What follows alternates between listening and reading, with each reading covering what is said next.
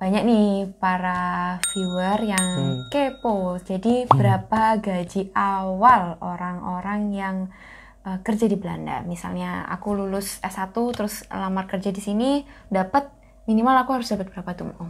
Ya tergantung perusahaan dan tergantung bagian atau bidang mana yang kita masuk. Jadi gaji di semua perusahaan itu tergantung dari namanya CAO. CAO itu adalah CAO. CAO. Jadi CAO itu adalah standar gaji. Jadi saya nggak bisa bilang, wah saya terima Novi, terus karena teman saya kasih Novi misalnya 3.000 satu bulan, tidak bisa. Saya pun bekerja sesuai dengan CAO itu. Di CAO itu sudah tertulis betul pendidikannya apa, pekerjaannya apa, umurnya berapa, di situ ada. Jadi ada tabel pembayarannya. Jadi kita nggak bisa tentukan, oh saya bayar Novi sekian atau bayar si A atau si B sekian, nggak bisa. Semua kita pakai standar Belanda, namanya standar CAO. Oke, jadi CAO itu kurang lebih kalau di Indonesia kan adalah buku pedoman pekerja. Mungkin. Ya, buku pedoman pekerja. Jadi teman-teman, CAO itu adalah buku pedoman pekerja, kurang lebih kayak gitu sebutannya ya Om ya. Dan di CAO itu udah ada aturan-aturan dari Belanda, misalnya kamu kerja di bidang A, umurmu sekian, terus kamu lulusan tamatan apa? SMA, SMK, atau S1, S2, berarti gajimu adalah sekian. Jadi kita itu nggak bisa dapat gaji seenaknya kita atau seenaknya si bos. Nah, kita juga nggak bisa menentukan.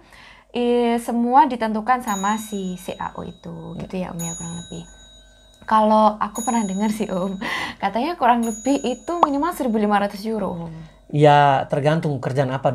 Jadi saya bilang tadi pekerjaan di Belanda banyak dan tergantung kita kerja di mana. Itu variasi gaji. Mulai dari 1.500, jadi bisa 1.700, bisa 2.000. Kalau aku gaji jadi waitress Om, misalnya di kafe-kafe gitu biasanya mereka dapat berapa sih Om per bulannya? Tergantung dari kontrak Novi. Misalnya full time. Di bar juga kan ada dia bagian depan, bagian pelayan atau bagian kasir itu kan ada beda juga Novi. Jadi kita semua orang kerja di satu, contoh aja di hotel ya. Orang kerja di hotel, orang kerja di resepsion sama orang kerja di apa sih istilah lain yang kamar sebagainya. Pembersih cleaning service. Itu lain semua gajinya. Atau kerja di kitchen bagian masak juga lain. Jadi kita nggak bisa tentukan, oh kita kerja sama-sama 38 jam tapi gaji kamu lebih besar dari saya. Iya karena bidangnya sendiri-sendiri. Jadi beda. Ya. Tapi nggak ada kan Om yang misalnya di bawah 1.000 gitu? Di bawah 1.000 nggak ada. Misalnya ada Om, kalau aku part time jadi waitress di cafe, itu bisa nggak gajinya sampai 1.000 atau di bawah 1.000 kalau part time? Part time itu variasi Novi, tergantung. Di Belanda itu ada juga variasi jam kerja ya, mulai dari jam 7 pagi sampai jam 5 sore, dan dari jam 6 sampai jam 10 malam, dan jam 10 malam sampai pagi itu beda pembayarannya. Itu semua sudah saya bilang tadi ada tertulis di CAO. Jadi Anda kerja dari malam jam sekian dibayar berapa persen, Anda kerja dari jam sekian sampai jam sekian bayar berapa persen. Bahkan kalau kerja hari Sabtu atau hari Minggu juga ada CAO-nya berapa persen dibayar. Bahkan ada yang nggak dibayar. Jadi kita mau kerja harus lihat CAO itu. Oke, gitu. Tapi rata-rata Om per jamnya itu kita dibayar berapa? Berapa euro? Kira-kira mulai dari 9 sampai 13 euro lah kira-kira lah. Oke, berarti biasanya kurang lebih lah dari 9 euro. Tapi ada juga yang mungkin lebih ya, tapi minimalnya dari 9 euro. Kurang lebih itu. Oke, jadi semisal aku dapat gaji 1 jamnya 9 euro ya teman-teman. Terus aku kerja di waitress.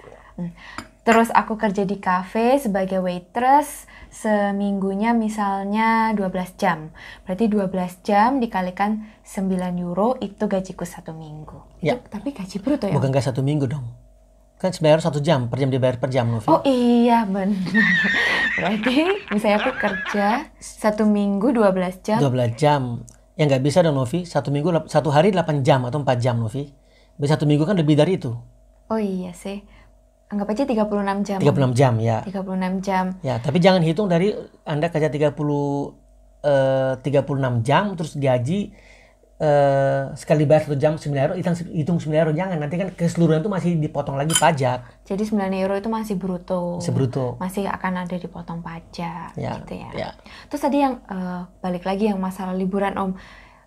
Kita semakin besar pendapatan, semakin besar pajak. Betul. Kalau liburan kan full ya Om ya, kita nggak dipotong pajak kan? Ya dipotong. Oh dipotong juga? Jadi kita akan dibayar, katakanlah ya, kita akan dikasih uang, misalnya uang vakansi atau uang untuk liburan.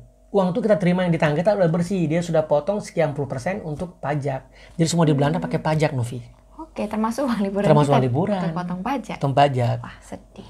Terus di Belanda kapan Om naik gajinya? Naik gajinya ada dua sistem, Novi. Ada gaji pemerintah itu wajib semua pekerja itu naik 2 kali setahun. Itu saya tahu ya, 2 kali setahun. Sebentar Om, naik setahun 2 kali? Ya. Itu walaupun kita nggak ngapa-ngapain? Tetap, itu otomatis naik. Naik? Itu Wow. naik. Jadi itu sudah diatur, ya enak banget makanya. Banyak ya Om? Sedikit sih, nggak banyak, tapi ya katakanlah 0, berapa. Tapi kalau dijadikan satu kan banyak juga. Jadi yang sistem kedua itu misalnya kita di tempat kerja dianggap cakep, oh dia itu bagus, kerjanya bagus. Jadi perusahaan itu mengangkat gaji kita bahwa dia sudah kerja lebih dari berapa tahun, dikasih naik. Jadi ada kenaikan gaji dari pemerintah 2 kali setahun dan sekali dari perusahaan tersebut. Apalagi kalau dia punya jabatan, pasti tambah lagi gajinya. Oke, di Belanda kalau mau naik gaji, pertama sih walaupun kita nggak apa-ngapain, memang sudah peraturan dari Belanda, gaji semua orang di Belanda itu naik 2 kali setahun. Kedua, kalau mau lebih besar naiknya, kalian harus kerja yang bagus, yang profesional, yang bikin bos senang. Dan juga di sini untuk naik gaji nggak usah sistem, istilah kita Indonesia sistem pelicin ya, nggak ada. Jadi hak semua orang sama, gaji akan naik. Jadi kita nggak usah ibaratnya kita mesti ngasih suatu hadiah supaya gaji naik. Di sini tidak bekerja seperti itu. Oh, jadi nggak ada sistem gravitasi ya? Jadi nggak ada, pokoknya ya mengerti dan kayak maksud ya. Jadi nggak ada sistem seperti itu. Jadi siapapun dia, hak naik gaji diberikan. Wah, mantap. Oh ya Om, di Belanda tuh ada PNS nggak? Ada sih, cuman nggak kelihatan sih. Karena PNS di Belanda sama di Indonesia beda ya. Bedanya karena kita di Indonesia punya seragam. Sedangkan kita ke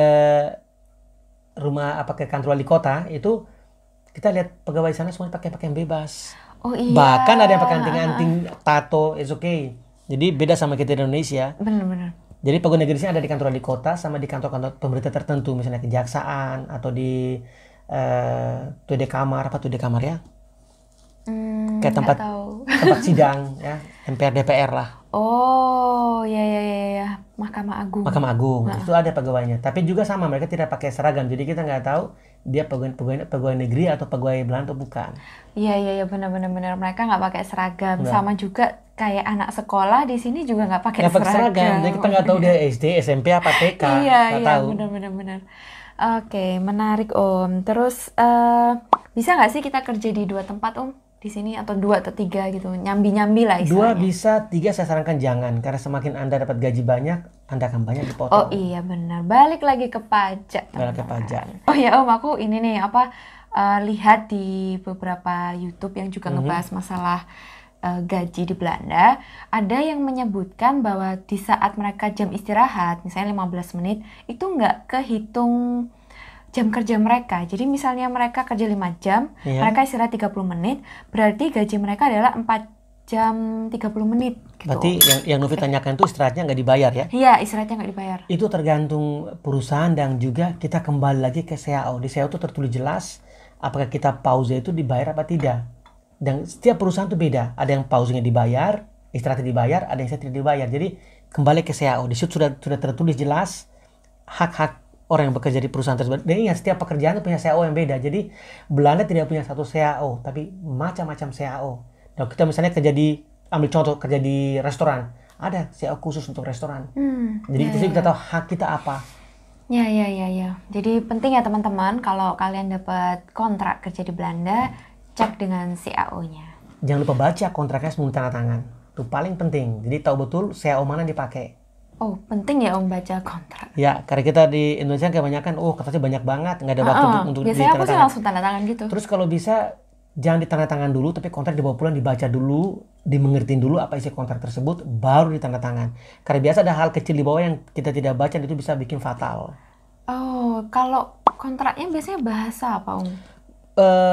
Di sini ada bahasa standar, bahasa internasional, bahasa Inggris, ada juga bahasa Belanda.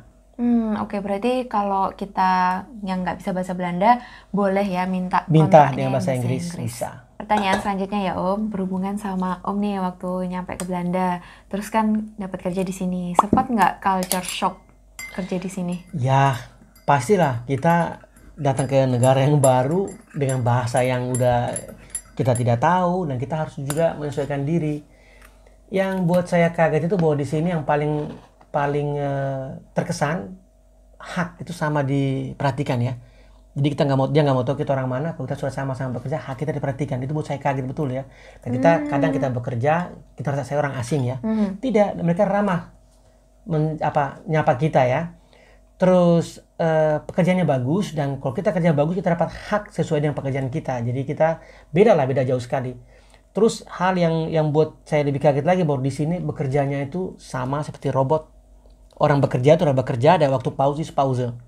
Jadi beda dengan kita. Kalau kita bekerja kan, kita ke rumah, saya mau pergi dulu antar anak ke sekolah atau jemput anak ke sekolah. Di sini tidak bisa begitu. Jadi kita masuk perusahaan, kita masuk perusahaan 8 jam. Jadi kita, saya izin dulu pulang antar anak ke sekolah, jemput anak dari sekolah, nggak bisa. Jadi di sini beda sekali. Bekerja adalah bekerja. Iya, itulah kerja keras ya betul, di sini ya. Betul. Itu yang buat beda antara kita antara Belanda sama Indonesia, sangat beda. Terus kalau kayak budaya ini, misalnya kalau di Indonesia itu kan yang manajer itu kayak posisinya kan rasanya di atas tuh. Kita kalau misalnya lewat atau ketemu tuh mesti kayak permisi atau ngangguk atau gimana gitu. Saya dari sini hak kita sama, walaupun dia atasan kita, bahkan kita nggak boleh panggil dia tuan atau pak, panggil nama saja. Justru dia nggak suka dipanggil nama yang seperti Mister atau Menir. Dia lebih suka kita panggil namanya dia langsung, misalnya Anton atau Edu. Jadi kita nggak boleh panggil dia Menir, dia rasa jauh, rasanya nggak nyaman. Jadi dia menciptakan suasana kerja tuh akrab, jadi kita saling panggil nama. Oke, dan setara ya, walaupun posisi atau jabatannya lebih tinggi. Betul. Cuma kita harus tahu menempatkan diri. Terus aku pernah dengar itu, katanya orang Belanda itu blak-blakan, orangnya sangat to the point. Betul. Gitu. Jadi kita di Belanda itu usahakan jangan bawa budaya Indonesia yang perasaan. Di sini nggak pakai perasaan, di sini pakai logika. Dan saat kita ditegur, dia nggak cari tempat sendiri seperti kita di Indonesia, undang ke ruang tertutup, nggak, dia tegur depan mata kita kalau kita buat salah. Itu bagus. Seperti pepatah mengatakan, kalau kita tidak buat salah, kita tidak pernah bisa belajar. Jadi dengan kesalahan kita bikin, kita pasti belajar. Jadi lain kali nggak buat lagi salah kan? Walaupun agak gimana gitu waktu diingetin di depan kolega, aku pernah tuh waktu di kampus, aku itu bikin salah, terus dia tuh langsungnya, Novika, kamu ini. Dan itu kan ada kolega-kolega lain kayak, rasanya remuk gitu. Kadang kita rasa kecil ya, enggak. Kita kan rasa kecil. Biasa aja, jadi kalau ada yang salah, menurutku gini aja, belak-belakan betul. gitu. Jadi kita kalau sudah di luar negeri, ya teman-teman kita mesti berpikir positif. Jadi jangan semuanya kita anggap negatif. Kalau kita tegur begitu hal yang biasa, itu it's okay. Dan sini nggak ada yang istilahnya main tangan atau main lempar. Dia buat kesalahan, dilemparin ballpoint, enggak. Terserah apa kita buat, kita tetap di respect, tetap dihargai sebagai karyawan. Jadi jangan merasa kecil ya. Terus di sini ada budaya rasan-rasan nggak sih gosip gitu? Budaya apa Novi? Rasan-rasan, gosip. Wah itu gosip saya juga nggak terlalu tahu gosip-gosip kan ya. Kalau di Indonesia suka tuh rumpi-rumpi umpamanya ibu-ibu sini nggak ada gosip-gosip, orang langsung belak-belakan, ngomong terang-terang. Nggak perlu gosip di belakang orangnya. Ya jadi kalau shortcut teman-teman kesini bekerja jangan kaget, orang nanya kita tuh belak-belakan, semua diomong. Jadi gimana, nggak main di belakang-belakang, langsung di depan dipertanyakan. Walaupun mereka belak-belakan, tapi aku lihat mereka tetap jaga privasi gitu ya Om ya. Betul. Misalnya kayak nomor HP. Kalau kita di Indonesia tuh pertama kali ketemu, WhatsAppmu berapa nomor HP? Kalau di sini kayaknya butuh beberapa kali ketemu dulu, baru akhirnya tuker nomor HP atau tempat tinggal. Sering banget tuh aku nanya, kamu tinggal di mana? Ya aku tinggal di daerah ya sekitar Delft situlah. Karena nggak pas lah menurut dia. Dan mereka jarang nyebutin kayak nama jalannya, apalagi nomor rumah atau daerah persisnya mana tuh jarang banget. Aku sampai yang kenapa ya? Setiap aku tanya rumahmu di mana, jawabnya mesti ya daerah-daerah sekitar Belanda Utara. Luas banget Belanda Utara di mana gitu kan. Nah terus teman-teman jangan juga seperti di Indonesia kan, misalnya ada yang bilang saya, Om Edu, saya minta tolong nomor teleponnya Novi. Saya nggak bisa berikan begitu saja tanpa persetujuan Novi. Saya harus kirim pesan ke Novi, si A ini minta nomor HP-mu, boleh dikasih apa nggak? Kalau Novi bilang tidak boleh, maka saya tidak bisa memberikan. Itu sudah aturan di Belanda. Jadi kita nggak bisa senaknya aja minta nomor telepon si A, kita kasih si B, kita kasih tanpa seizin yang punya nomor. Itu sangat tidak sopan di sini. Kalau di Indonesia masih ada sih yang langsung kasih aja gitu kan.